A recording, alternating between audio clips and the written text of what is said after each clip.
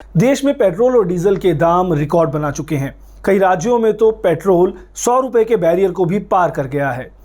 ऐसा अचानक क्यों हुआ? क्या इंटरनेशनल मार्केट में कच्चे तेल के रेट बढ़े हैं? नहीं, कम से कम उतने तो नहीं बढ़े जितने साल 2012 में बढ़े थे। तो फिर अचानक ऐसा क्या हुआ कि पेट्रोल और डीजल के दाम आसमान छूने लगे? आइए आज इसी को समझने की कोशिश करते हैं। पेट्रोल और डीजल के दाम अचानक आखिर क्यों बढ़ रहे हैं, और वो भी इतने ज़्यादा जितने पहले कभी नहीं बढ़े? ये समझने के लिए आपको सबसे पहले पेट्रोल और डीजल पर लगने वाले टैक्स के सिस्टम को समझना पड़ेगा।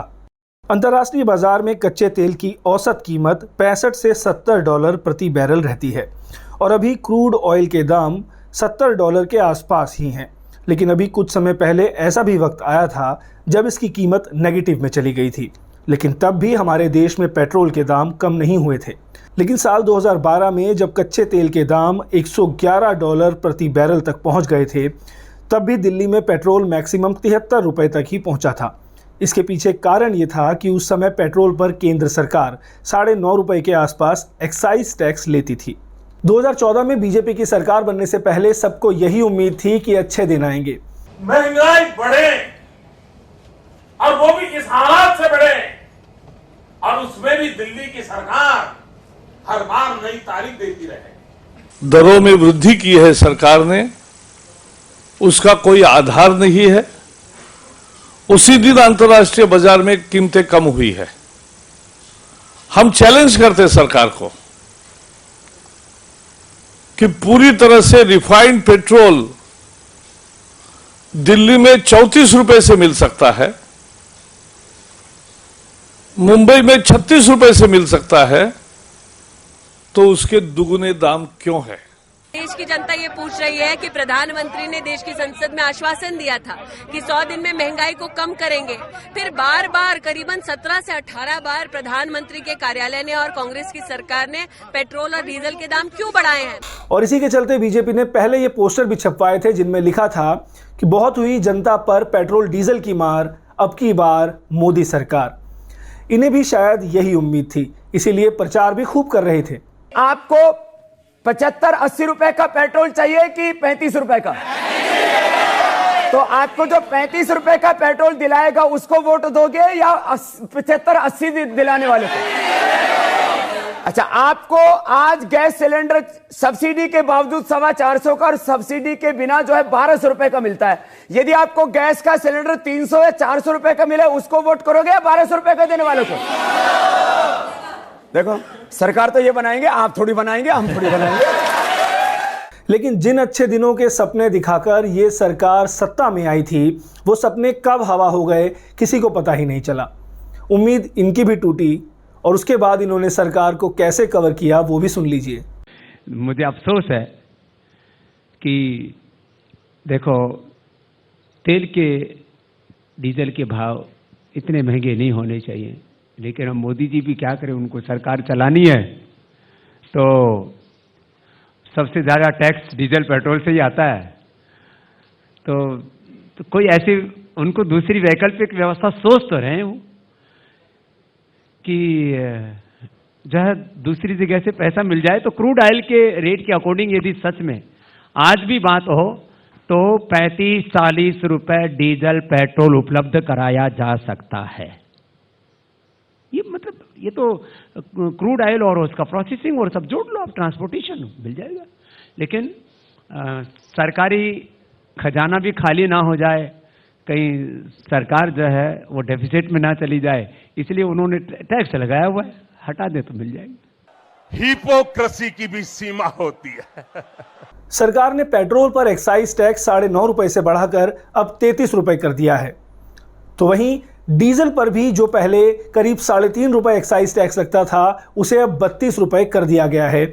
और यही वजह है कि इंटरनेशनल मार्केट में क्रूड ऑयल के दाम नेगेटिव में जाने के बाद भी हमारे देश में पेट्रोल और डीजल के दाम नहीं घटे। ये एक तरह से वन साइडेड फैसला है दोस्तों, क्योंकि जब इंटरनेशनल मार्केट में कच्चे तेल के दाम बढ़ते हैं तो आप पेट्रोल या डीजल खरीदने के लिए ज़्यादा पैसे देते हैं, और वहीं जब इंटरनेशनल मार्केट में क्रूड ऑयल के दाम गिरते हैं तब भी आप पेट्रोल और डीजल खरीदने के लिए ज़्यादा पैसे पे करते हैं।